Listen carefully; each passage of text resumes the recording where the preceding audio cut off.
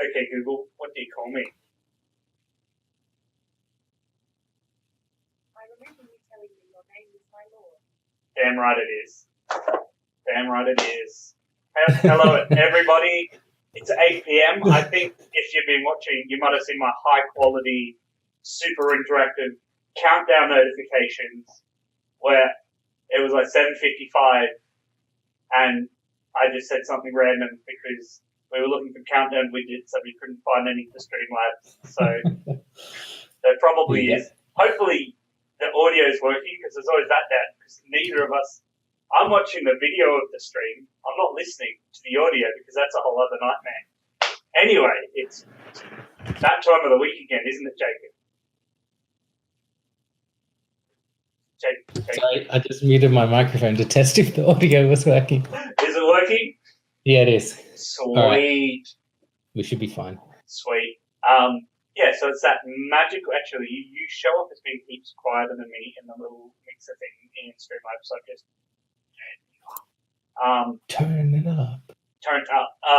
Yeah. It's probably because I'm using a new computer and don't have all of the input. Tell us about your new computer, Jacob. You know the most notable thing about your computer, Jacob, is I can't. You're not in an airport anymore. I can't hear a jet engine in the same room as you. There's no jet engine taking off whenever I run anything. Yay! For reference, we were doing a thing, talking to each other, and then I heard his laptop go, and it's like I just turned on Slack. So. Yeah. What a week it has been. The crypto law stuff in Australia has changed. RIP Australia and RIP your privacy if you're Australian. Yep. And to the rest of the world, we're probably only the first of many. Interesting though, I heard a theory that this law might not actually be enforced in the way it's read in legislation. It may just be there to make a bunch of stuff the government has been doing that's technically been illegal and admissible in court. Legal and admissible. Suddenly legal, so yeah. The GHCQ did with the Snoopers Charter. So they might not actually be interested in asking the likes of people to Facebook or Google to backdoor stuff. However, the problem is the legislation is written in a way that could lead to a lot of interpretations. And that's always the challenge with law, especially law in Australia. We don't have a Bill of Rights. I always keep saying we don't have a constitution. We have a constitution. We don't have a Bill of Rights. We have this weird construct of the reasonable man, where the reasonable man can be whoever you want him to be. Yep. And Google's doing that thing with getting rid of Hangouts. Not Hangouts. They're getting rid of Hangouts. Google Plus. Like, Hangouts is like the only Google thing I use. I use plenty of Google things. Is Google going to trigger? Like when we were talking before we started, I might actually mute the microphone on my Google thing so it doesn't trigger. Yeah, the mic's on. Cool. Yeah, so they now claim they're not spying on me, but I can see it. Yeah. Okay. There you go, Google. Okay. Off you go, Google. So yeah, they're getting rid of, what was it? They're getting rid of Hangouts in 2020 because they got some weird bulked up corporate strategy around messaging services. And then Google Plus or whatever the right, social network thing was called, yeah. I don't care about Plus being used, but I think it's half the reason why YouTube recommendations got screwy because it was all integrated into Plus and they're pulling it out. Anyway, that's our 4 minutes of banter to the side. Today we are doing another Hack the Box. It's funny because I don't think we've done anything but Hack the Boxes except that very first time where we did one of the Pinky Palace. Brain Pan. Oh, no, we've done two. So we've done Brain Pan and we've done Pinky Palace. We've done two, yeah. Those were really early on. We've mostly just been doing Hack the Box because it's easy and we don't have to stand up servers on our networks and stuff like that. I still think I've got one of them running. I should probably stop it. Great show. I do have Pinky's Palace 4 ready to go, but I haven't actually done it. So this week we've got Active, which has just been made public on Hack the Box. box if you're signed up. If you're not signed up, go and do it. It's a little bit of cheeky fun. I am Grub. Is there a proposed way to backdoor encryption safely? I think you know the answer to that. Yeah, I think you do. Starts with Y and ends with ES, and that's sarcasm. You say to the man while he is looking at all your nudes. Yeah. The only way to do it safely is, I don't know, maybe... I don't think, no. The only way to do it safely is humans instead.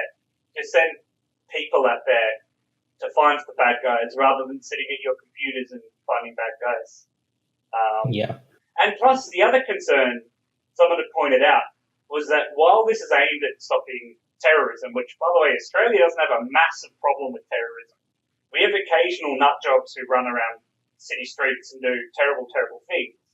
But we don't have large scale. And by and large, our law enforcement does a good job of catching the plots. They might catch them near their final stages because that's when it's easiest to get the most evidence.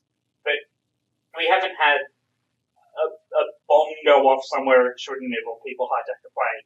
I say that guy a few weeks ago did try making a bomb out of his car. He just didn't know how plane work. Resources to get well informed. I'd start with not reading the law because the law is very poorly written.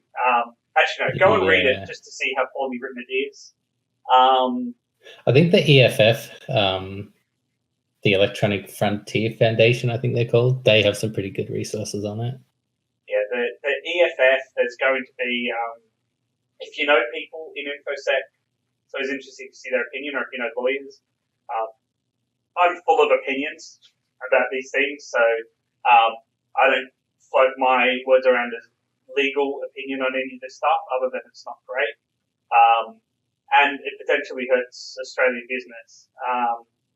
So the companies that aren't Australia-based, so I use Wire and Signal a fair bit.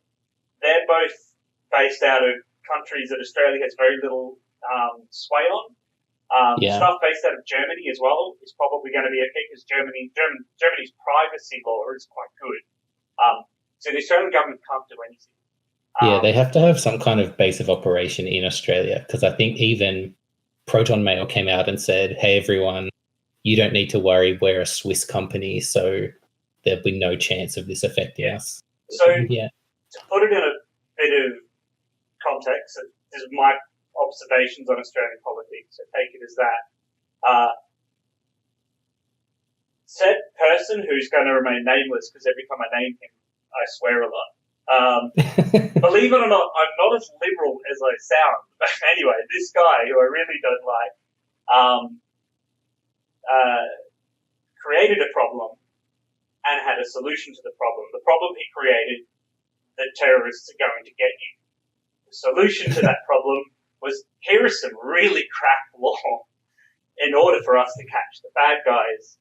Bear in mind, we're catching the bad guys. He used the example of the Charlie Hebdo massacre in France and said they would have got them before they did that if they could backdoor encryption, except the terrorists used like the PlayStation network to plan most of that, which was an unencrypted medium of communications at the time. So so Labor rolled. I think Labor's concern is if they voted no and anything happened, doesn't matter how bad it was, doesn't matter if encryption could have prevented someone from the Middle East tripped over in the street and accidentally knocked someone else over. Labor was then going to be accused of allowing this to happen.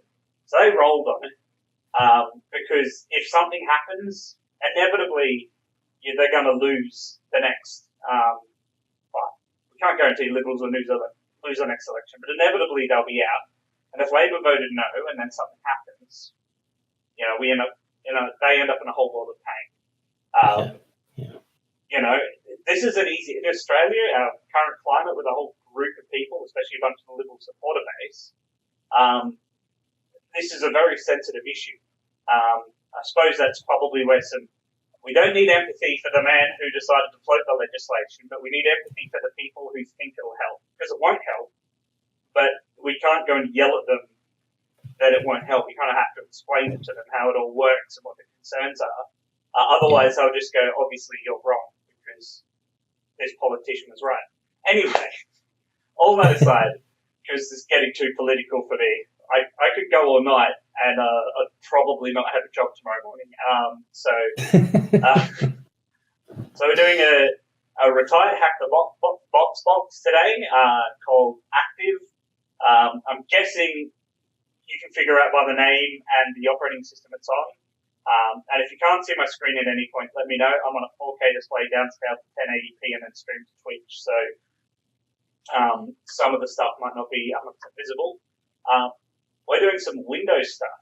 So Windows. What we are going to do first is, like we always do, I'll check my VPN is running. Actually, screw it, just go large.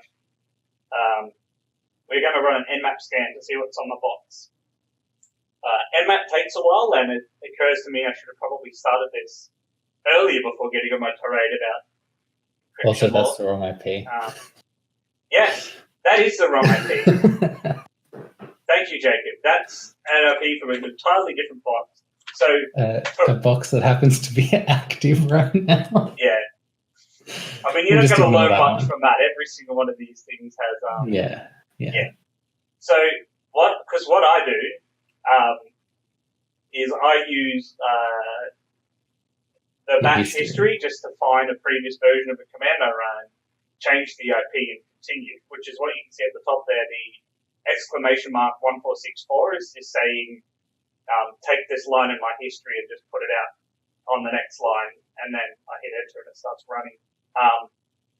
What I accidentally did was I didn't update the IP address. So 153 is for a different box. Ignore that. Go and... Yep. Everyone can it's okay. see that's not a spoiler. No, yeah. That's not every single one of these boxes. There's like 80 of them. Yeah. If you didn't get that far on an active machine, then you probably don't deserve to be trying. Yeah, try harder. Try harder. Sometimes we, on the forums, you get people going, "Hey, you did this box. Can you give me a hand?" And sometimes that's where it ends up. Is just try harder. But because you don't want to spoil the fun for someone of discovering how to do something by pointing out excruciating detail how to do something. One of the ones which I'm looking forward to being retired so we can do it actually has a lot of nuance to it. Carrier, and there was a few times there where it's like if you don't know the basics of this, maybe you could do something else. I'm pretty sure Grub is the one the person I was helping with Carrier today. Yeah. Yes, that man that you've just mentioned, Dutton. I just looked through the comments. Mr. Dutton, my favourite human being. I mean, I'm sure somewhere deep in his soul is well-meaning, but I don't see much evidence of that. Anyway, politics aside. And this nmap scan is taking forever, so I'm going to take a shortcut and jump out and grab nmap output from... We've done this one before, so I'm grabbing the nmap output from the write-up we've got. We do have a write-up. Kill that and just open up this and see if I can make the font bigger. Bear with me. Search. Should probably be done. Oh, you killed it. Okay. I need to make the font way bigger. Too big? Yes, too big. But who cares? Okay, so we got a whole bunch of stuff open. Believe it or not, most of the stuff is actually irrelevant. This is what a Windows server looks like. Well, specifically, 2008. An Active Directory server. You just need a whole bunch of stuff open to work. Specifically, though, there's one thing that we're interested in, and that is, so it talks about SMB down here. It's SMB. Everything else here is kind of just he can try and poke at it, and I'm sure there are versions of Active Directory in Windows that have vulnerabilities in those services. An interesting thing to note is password 5 is to do with kerberos from memory, and that's something that comes definitely. Kerberos is something that comes up later. Okay, so that means we know that we've got SMB running on the server, which means we want to have a brief recce and see what we've got. So there's a utility called smbmap on Kali if you're using Kali, or just install it if you're using something else. Comes with a whole bunch of options, but it effectively sorry, just a friend messaged me. He's watching as well. So this will go and enumerate an SMB server and tell you some interesting things about it. So if you SMB map, H for host, 10, 10, 10, 100. We don't have any credentials yet, so we'll just run a default anonymous scan and see what we can see. Oh, what's that? Read only to replication. I wonder what replication's about. I in fact am going to. I already know what it is, but just to prove a point. Active Directory replication folder. Just simulating what you do when you find something interesting. Yes. Actually, there's probably no conveniently interesting article about it. I already knew what Active Directory replication was. Basically, it's where so if you've got multiple domain controllers, if you know anything about a Windows network, the domain controllers need to communicate state to each other, and that's what this replication stuff is. I'm no AD expert at a high level. That's what it is. It's how Active Directory kind of syncs state. Anyway, so step 2. Now that we have a folder, let us connect to the server. So we are going to use smbclient, which is what it says on the tin, something that lets you browse SMB shares. Specifically, we need to use the -n flag, which is no logon. I think it stands for no logon. It probably means nobody or something like that. But anyway, that lets us log in anonymously. Because if you remember in our smbmap, we didn't give it creds. It just sat there and found what it could access unauthenticated. Ignore that. That's just an error that happens. And anonymous login successful. Oh, would you look at that? So if I go help, so I can figure out how to use smbmap. Oh wow, there's a whole bunch of stuff there. TLS, isn't it? Or is it no, TLS. Sweet. So I think both we've got active.hdb. Active.hdb is the domain controller. Again, if you've done much Windows stuff before, you know what that's all about.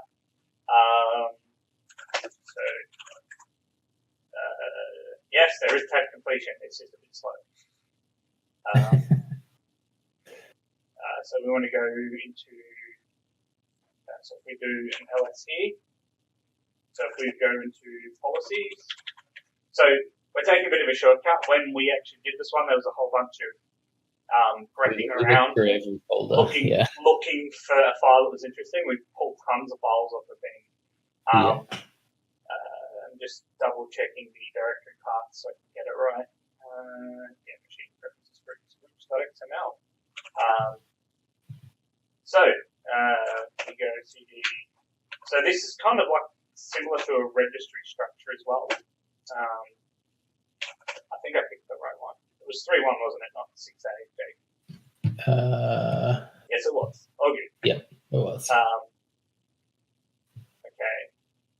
Now what have we got here? So cd machine. You can tell I'm used to doing stuff on Linux because you don't need to make everything capitals.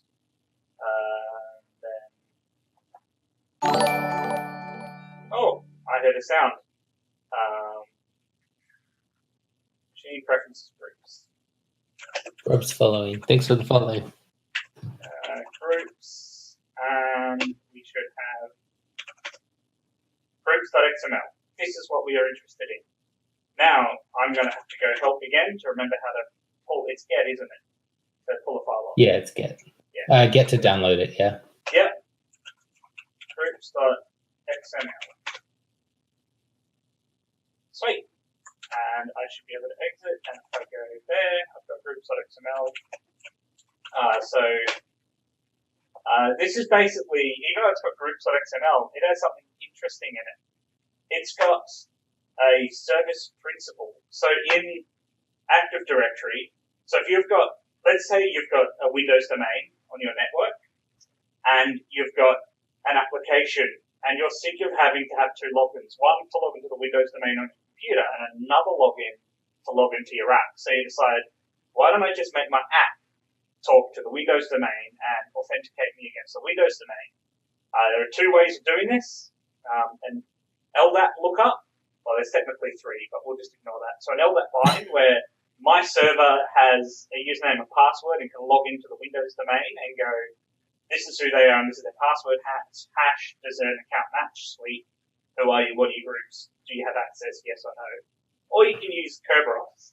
Kerberos is something that I'm almost entirely unqualified to talk about, other than saying, like at a detailed level, but at a high level, it's a ticket-based system. So I go to the server goes, I don't know who you are, go to the domain and tell me who you are, and it'll give you a ticket to go to the domain. You go to the domain, present that ticket, and it'll go, you're already authenticated, here, have this ticket back, and go back to the server, you present that ticket back to the server, it validates, oh yes, this ticket came from the right place, and then behind the scenes it passes it back to the Active Directory domain, it gets a whole bunch of info about you back.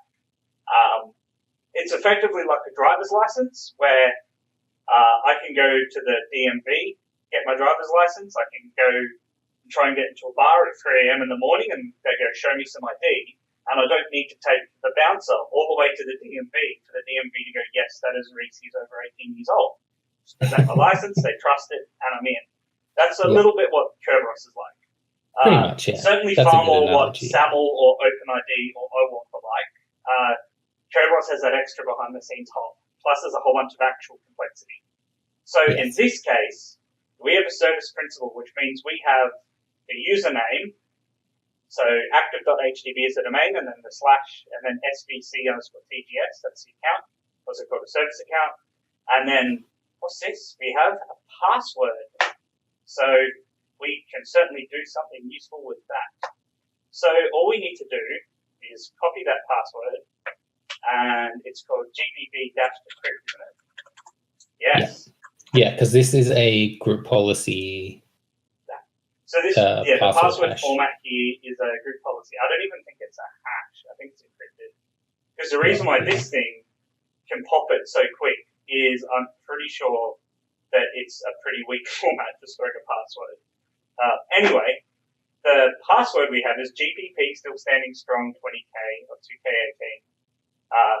So we shall make a note of that because that comes up later. Okay, so we have a service account. We have a password. Let me just take note of the service account. I've got HTB/SBC/BGS. Right. So we've got a user and password. Now we could just log back in to the SMB share with that and try and find a user.txt. But heck, why bother when we know we've got a service principal? Let's do some kerboroasting. So a service principal can request user tickets, and with that you get a copy of the password. I think it's a ticket granting ticket. For users within the domain, or users on the host, which means we can get something that we can then derive their actual password from. It's an interesting and fun attack, and again, I'm not doing the concept justice because I don't normally do tons of Windows stuff. I do like AppSec stuff. So what we do is, let me just remember what I have to run. I keep all my commands somewhere else and then just copy paste them for speed. So we're using a library or a tool called impacket. So impacket's a bunch of tools designed to, a Python library designed to let you interact with Active Directory domains and a bunch of other stuff. We're really only interested in this one function called getUserSPN. And we've got the main stuff there and the account we're going to use. If I've got this right, yep, cool. And we'll take our password. Yeah, so SPN is the service principal name, which is what we've been talking about. And lo and behold, that's what we get back. So the current one of the only user we have on the box that we can do anything with is administrator. Yeah, so if there were more users on the box, we would get a list of all of them. Yeah. So specifically, this is a challenge with SMB shares because the technique to actually capture these things is you, as a pen tester or as an attacker, get hold of a box on the network, run an SMB share, like a rogue SMB share, or try and spoof another one. And you'll, as people try and authenticate to you, you'll just get these tickets. And then from there, you can use another tool to kind of jack them. So we get that. And now we need to go and use Hashcat. So I don't have Hashcat on Kali because I'm in a VM. So I run it on my Windows box with my 1080 Ti that hashes it quick. I've just got to remember what format I have to create the file in. Jake, what format do I have to create the file in? Talk me through that. It can be, oh, you mean I just copy to that. convert the hash? Yeah, to make it work with Hashcat. So Hashcat works directly with that file format. Sweet. But I think with John the Ripper, you have to run a like kerberos to John function, I think it's called. Kerb to John. No, that's not the one. No. This just goes to show how little I actually sit here and use the file grabber. So maybe lost for a second. Cool. So yeah, so if you go onto the Hashcat's website and look up the example hashes, and just, I guess, copy paste the first little bit of the hash, generally they have an example of all of the supported hashes and a mode ID, which is what you plug into Hashcat to say this is the hash type that I want to crack, and it does the rest. So this isn't going to work here because I'm not on Windows. I'm on crap. How do I? This is going to sound dumb as well. I've just got to up full screen now. All good. So that's an example of the command you'd run on Windows. So Hashcat-M is the particular algorithm you're after. Yeah, so -M is that mode, the hash mode. Don't remember what A means. And then the thing you're wanting to crack, so you put it in a file, and then a word list. So in this case, we're going to use Rocky to help us along. So I will take my file that I have created,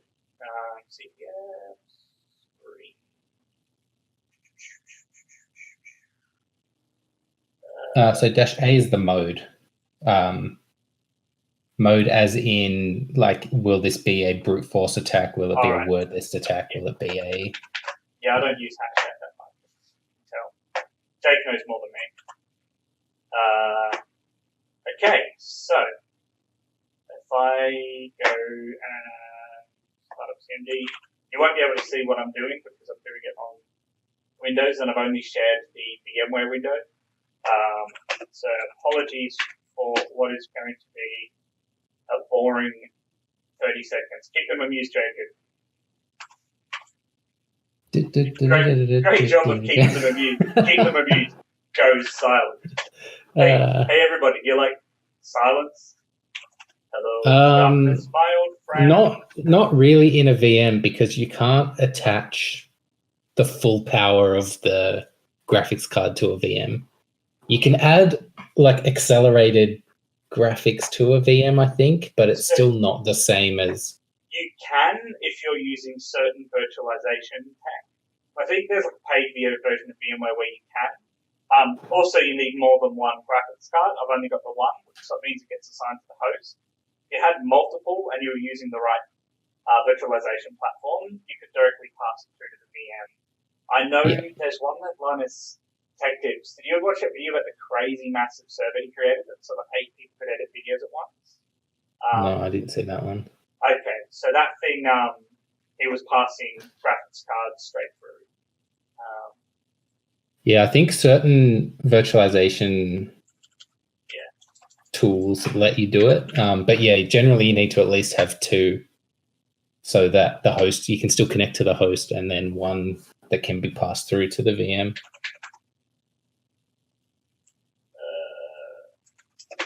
I know the feeling of transferring files in and out of a VM.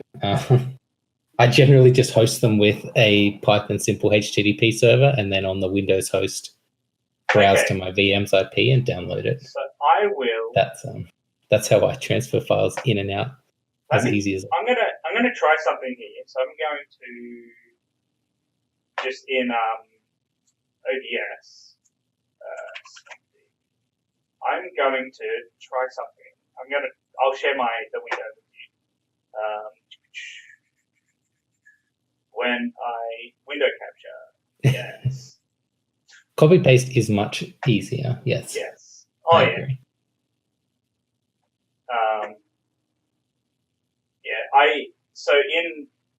I think you've got it working now, Jake, as well. But I've got it working where I can copy and paste files in and out of Kali, no problem. Yeah, the VM image I was using before was slightly customized in a way that VMware tools did not play nicely with it. Okay. But now I'm using a full VM that I just installed from the ISO, and all of the VMware tools actually work. This so is I going can to look potato for copy everybody, paste and drag and drop files. but you should be able to see this. That's readable. Oh no, it's going to be readable. It's just going to look potato quality. Right. So I've run Hashcat. So way up here, done the Hashcat thing. So I've copied over that stream into a file called kerb.txt. It's screaming about stuff. Who cares? My GTX 1080 Ti is such a juicy graphics device. And then here is the password. So all of that was just for that Ticketmaster 1968. Oh yeah, the dollars. It's the reason why I brag about it is the amount of money I spent. It's the only way I could sleep at night. Okay, so we've got Ticketmaster 1968. So let's jump back to our. And we know that is the administrator's password because that's the Kerberos hash ticket that we back stole. to the notes, and I open the right window. I'll just Ticketmaster 1968. Okay, so the last step now is going to be SMBing back into the box as administrator. So we do this because looking back at our nmap scan, there's no RDP, there's no SSH, there's no other way for us to easily interact directly with the machine other than SMB. Man, I don't. Oh, that's because I. So remember in terminal and in a bunch of cases, because I use a Mac a lot of the time, so Control C, Control V work or Command whatever. I keep getting that random stuff because I Control C and then I remember it doesn't work. Okay, yeah, it's shift insert. You've got a question about smbmap. Shoot, go for it. We're good for a question. Okay, so think of smbmap like, just trying to think of other tools, like Bert or OWASP Zap, where you can point it at something and go, you specify a user without a password. Okay, so smbmap, we've only ever used it just blindly. If you use it with credentials, it's going to be able to dive in and do a whole bunch of other checks, is probably what I'm going to assume. Yeah, if you pass even a username without credentials, it probably does a few extra checks to see if that user exists or Only specifying user that password. Might be able to check for a bunch of user-specific shares. You know what? Let's try. run it against We're gonna dive into this. just run it with got administrator and no password. Yeah. What's the user argument for smbmap? -u, lower u. Lower. Yeah, lower. Let's see what happens. Finding ports. Okay, no, it doesn't like that. It needs a password as well. Or does it need the full domain?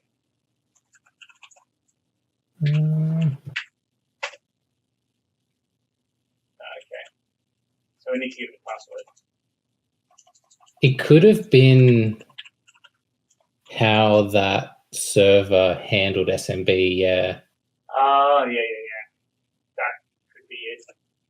It wasn't a guest user that didn't have a password, was it, or anything like that, where not specifying a password just happened to work, or happened to authenticate, I should say. Oops. I accidentally --P for password. Yeah.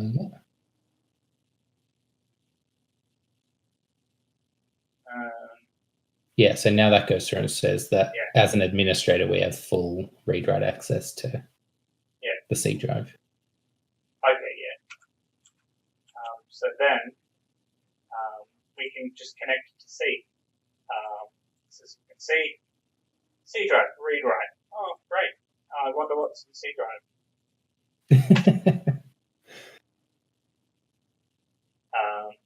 Different versions of Windows and different versions of SMB all handle stuff differently. I know that much, but I'm not a Windows genius. I tend to live in the land of like things, which is like the cop out for every InfoSec person who's just like, Windows is too hard. Yeah, we would only be speculating that that's what it's doing. Okay, so. Yeah, so I we've guess connected what we're to after is going to be in. Okay.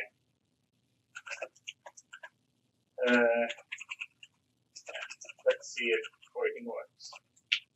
So this is the bane of my existence, is like spaces and stuff I have in spaces, which I suppose you can understand why. But is it weird that there's a documents and settings and a users folder?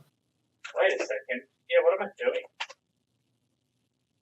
But I'm trying to think, when did they switch from?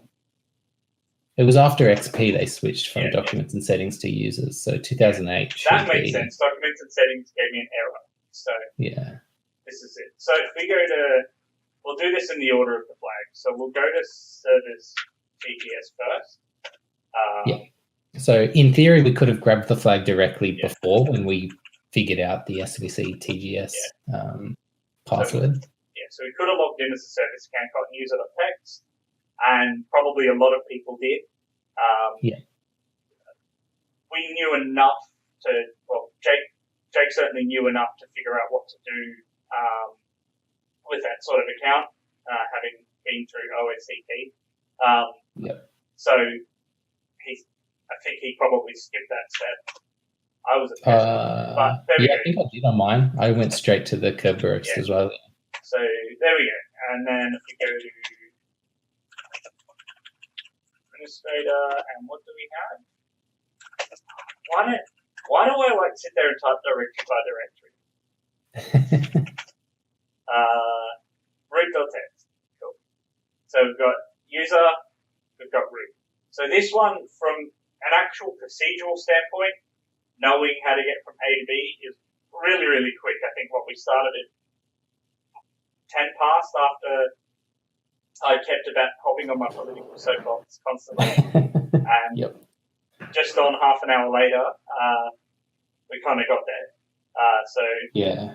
Kerberoasting is not always that easy or straightforward. No. So also, when I did this for the first time, it took a lot longer. I will admit, I looked at the initial nmap scan and was like, what ports are open that are useful? Because SMB doesn't show up in the ports list; it shows up below. Well, it does show up in the ports list. It's just called SMB. I'm like, what? Yes. What am I meant to do, Jacob? Am I meant to what? And then I got there in the end. Yeah, because I'd already done this one before. Yeah. And Windows stuff is certainly stuff I want to get better at. So it's kind of, the Linux side of things is interesting, and the majority of web technologies are kind of based on Linux. But for Windows stuff is useful for if you're interested in pen testing, because it's what tons of corporates use, and it's easy to misconfigure. And it's where kind of lots of fun things are found. They're just lots of fiddly fun things. In the Linux world, it tends to be your application runs with the wrong X, just do this. Whereas Windows is like these 50 things and then bam. Not 50. But to rerun through what we did, so what we initially did, we checked, we found SMB. With SMB, you can then check using smbmap to see what's anonymously accessible. Hop in, rummage around what's there, look for interesting things. The interesting thing we found was the group policy encrypted or hashed, I don't know if it's hash or encryption, I think it might be encryption, password, which is trivial to break if you can get access to it. So in the real world, make sure your replication folder is not world readable, because that's a bad thing. With that, we had the ability to go and get any service tickets for people on the box, and that's what we did using Impacket. With that ticket, we were able to use Hashcat to crack it using the Rocky word list, and then from there we SMB back in and found what we're after. In theory, if RDP was open, we could have RDP back in. I don't know. You had the the remote PSXX stuff as well. Yes. You would have been able to run things on the box. The other thing about this attack is, other than the fact that it might log a bunch of you hitting SMB, which most corps isn't really, that low level stuff's difficult to log, or difficult from the volume, so they don't log it, or it just disappears into nowhere, or gets lost in Splunk or Sumo Logic. So it was actually fairly low noise. Unlike the actual, we weren't forcing or doing anything to, Other than unlike the actual one we did a couple of days back that's still active, where we made a real mess of it just to get the flags. So in this case, it's nice and neat and relatively silent, and that's the challenge here. Is that this stuff, all you need is a misconfigured SMB share or a network where someone can run something rogue, and it's game over. So. Especially if you get onto a domain controller, Well, even you don't even need to be on a domain controller to get this. So if you spoof a SMB share, you can capture these tickets and crack them. I think that was a part of the process. Anyway, if they're weak enough, that's kind of that. That was a fairly punchy one this week. We've had some weeks where we've gone for 2 hours, and I don't know if there are any regulars here, but we've changed it up. We used to both stream at the same time and switch between both. We wouldn't necessarily have any references to we have a bit of a script of, this is what we're doing, these are the commands to run, just to speed it up so that we're not kind of too much dead air. We noticed one week that as soon as we hit dead air, everyone stopped watching. So we are thinking at some point of doing some more, just here's something we've never seen before. If you're patient enough to watch us struggle to do anything, then come and watch it. But the Tuesday night one, because it's Tuesday night for us, don't want to be up too late because it's work tomorrow. We like to just kind of run through them. So we've switched to one of us doing the things, and the other one commenting, and then we switch to week on week. So if you're interested in seeing us struggle through a Vulnhub VM or something like that we haven't seen before, then let us know. We'll be up for that on a weekend or something when we've got a few hours to have a crack at it, rather than a few hours and a lot of coffee. Rather than it being a night time on a work day. It's an interesting So normally we do this room on Tuesday nights, then we try and catch up at some other point during the week to go and do an actual active one, and then we do a write-up of that so that when it goes public, we've got like a nice write-up to be able to reference and jump into, and then we do other stuff sometimes. We've got stuff we want to, like tooling and stuff like that, and a few other things we want to talk about, so maybe in the new year we'll start shaking it up a bit, but for now we're just looking at this. Yeah, so I think though HTB kind of strict on the active boxes to not spoil the fun. So even on the forums, I sometimes help people, with hints, but I keep it fairly vague, purely because it's like that dopamine hit when you finally connect the dots and get it is quite good. Again, like Carrier, when the bits fell into place and we got it to work, it was like finally got it to work. Yeah, exactly. I mean, people do advertise their profiles in resumes and things like that as ways to get jobs. They have a job board on the site. They have sponsorship partners. Your answer is probably the correct answer. My answer is just like the nice. Oh, they don't want to spoil the fun. But yes, you're probably right. Yeah, they don't want to. I don't want to compromise that side of the platform. I haven't tried any of the actual challenges like this Fortress and the other one. I do want to have a crack at one of those, but we haven't yet. We could make that one we can stream is go into. Are we allowed see how far? Oh yeah, actually they're not retired or anything, are they? No. They're not considered something that's okay. Never mind, we can't do that. Yeah. I mean I do this stuff for not Windows stuff specifically, and I write a lot of Word documents, but I already work in InfoSec. They kind of already works in InfoSec, so the job side of it's not so much a concern for me. But sorry, I have to be right back. Yeah, Jake and I have VIP. There's also Vom Hub VMs. The advantage of the Vom Hub VMs is they also come with write-ups, so you don't have to, if you want to do something more advanced, you don't have to kind of do it completely blind. You can go through a bit of a guided thing. So that's a really good way to learn buffer overflows, is find some VMs there that involve buffer overflows and the write-ups that explain and break it down. I think sometimes it's a bit of a challenge to find them where the write-up is useful enough. Here's this magical string, run this and it'll work. No, have not checked that out. SYSCA in a box. I will check it out now. Come on, Jake, where are you? I think he's stuck with this. Box. Right. Cyber Challenge Australia. This is what happens when you because I work in corporate, that sounds interesting. So you kind of you lose track of all the stuff that's going on. Which is why I guess Jake and I do this to try and keep a hand in. Oh, interesting. UNSW. Oh man, when I got my first grad job, I worked with a bunch of people from UNSW. Monash is number 3. University of Newcastle isn't there. No. That's because our university was not known for IT people. Jake and I went to the same university. Maybe they're not. Maybe they don't even compete.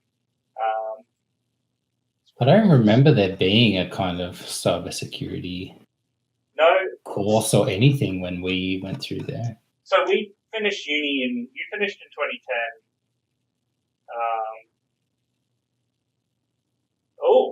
Okay. Let's see what happens. Be interesting to see how it goes. But when we did IT security, it's funny how much it exploded. When we did IT, there was no such thing as a cybersecurity degree. There was no such thing as a master's. There's no courses in it. Some of the software engineering courses we did talked about security as a side thing. So they were kind of a module as part of a broader course, but that was it. So I had a course that talked about crypto, and then that PHP one we did, was it like web engineering or something like that? We had some security stuff in that, and a little bit naught but babes. I suppose a lot of unis today still don't have much, and I would argue, because I, sometimes have to interview people for jobs and stuff. the kind of in InfoSec, going into InfoSec purely as a career by itself, some people make that work, but the people who really kind of turbocharge it, the people who have another technical interest or field or something else they're good at, so being a developer or sysadmin or they've just had lots like of a real world network guy experience, or tends to be like they come in and it's the fusion of the two things. Pen testers are probably an exception. A lot of people who are pen testers kind of started there, although some people move sideways. I came in from being a dev. Dave used to be a dev. It depends what area of security though. If you start in like operations and networking, admittedly, networking is probably slowly phasing out, but or cloud security engineering, probably something that'll come around in the next. Well, that's the thing. Like, I guess being a dev puts you in a different mindset. So for me, I find applications and web app pen testing and things like that quite easy compared to, say, the carrier box or something that's really network heavy, because I don't necessarily know a lot of the networking background, but I know how devs think and I know how code works and I know, how to test the boundaries, I guess. So the advantage of and I wouldn't necessarily say any professional dev experience, but I think sometimes, and I'm not necessarily as a pen tester, in security there's a whole lot of other sub areas, and the one I joke about the most, the GRC people, or governance, risk, compliance, is and some pen testers are like this, some firewall guys are like this, some random security consultants are like this. They don't see apps as something that performs a useful function. They see apps only as technical risks. And it's an understanding that this app does a useful thing, and how does it do that?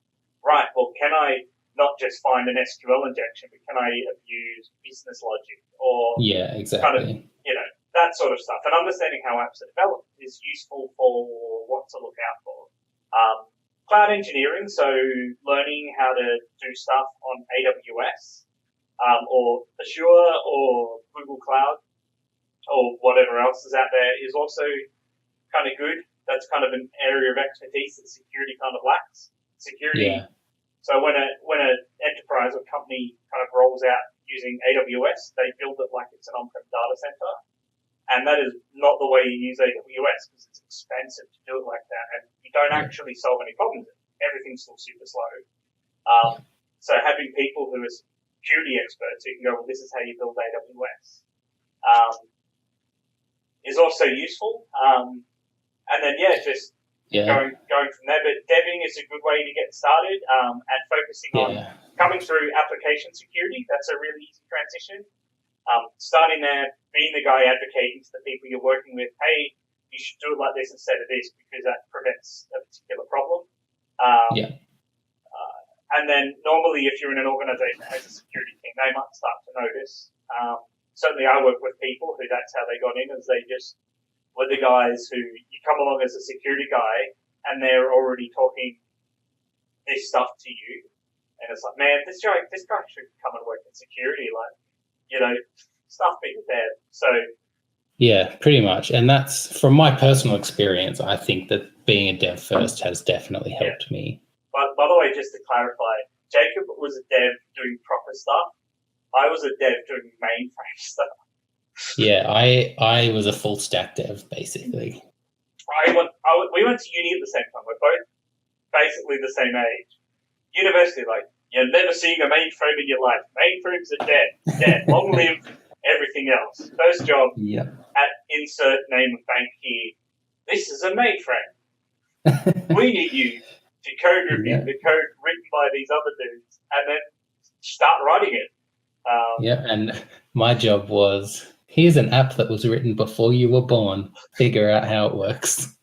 Yeah, lol, indeed.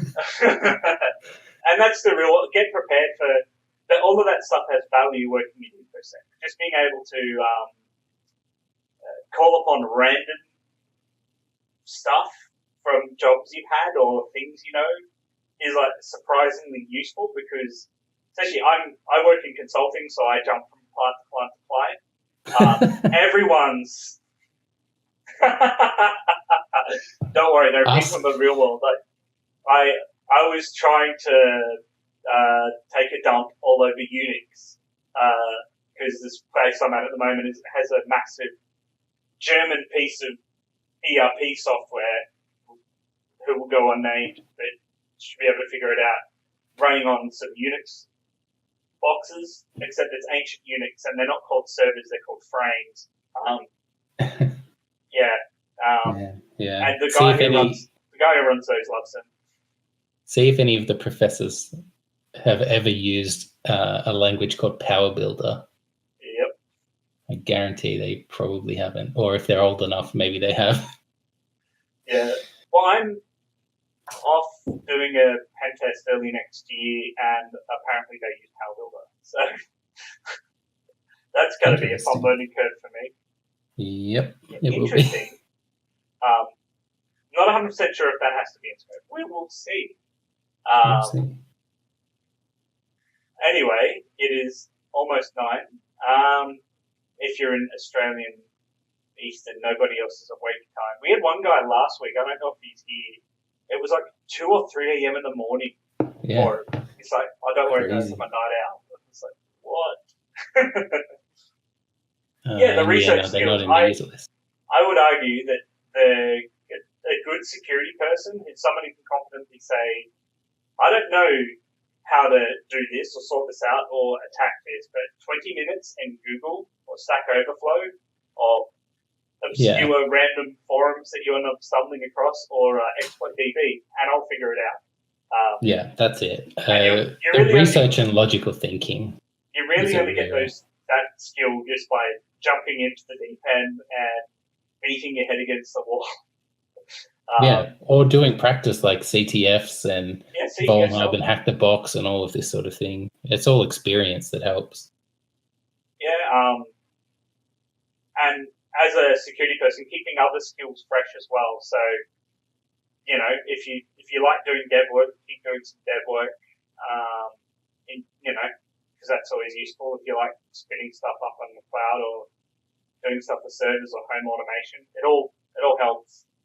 And I've seen in a lot of cases people who are starting to get into the industry, like being able to talk about, hey, I do all of this stuff myself just for the hell of it. I know one guy who he didn't present himself that well in the interview, but the reason why he got the job was right at the end of the interview. He started talking to the person who was interviewing him, and he showed how he had a WordPress blog running on his Android phone, VPN'd back home, and published to the internet. And this guy, the guy who was like about to go, I don't think he's someone we want to hire, went from, I think he's kind of average, no thanks, to, you know what, if this kid's figured this out, let's give him a job.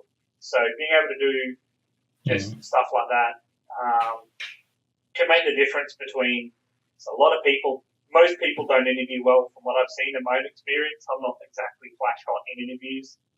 No, I wouldn't say I am either. To show you're passionate and interested and switched on that can sometimes make the difference. Anyway, that is probably all. I just realized I'm the man in control, so when I'm like, and I'm like, well, geez, was Jacob not like saying good Yep. goodbye? You're the one in control this time. Yeah, I have all the control. I'm not sure what the volume of the song is that comes up on the goodbye slide. Yeah, we'll have a look at the... I'll have a look at it. If it's a public thing and not just like a uni only I think the previous challenges are public. Okay, yeah, cool. Yeah. That'd be fun to do, yeah. Yeah, and on that note, why have I got... Just a second. Just got to remove all these random things. Okay, cool. I set up like a goodbye thing in OBS, and then okay. There was a bunch of random stuff in it. And on that note, we'll have a bit of a play around with that. Thanks for coming along. We'll download and check one of those VMs out and see what we can do. Definitely. Yeah, and at some stage, I'm sure if we ever manage to gather a bit of a following, which I don't know if that'll ever happen. We didn't start out with the attention. Maybe one day we'll get to say hi, or I'll see you around if you're wanting to get into security. It's a small enough industry. I mean, if you're ever in in Melbourne and going to an event that we also happen to be going to. You never know. Could happen. Anyway, on that note, farewell. Farewell. You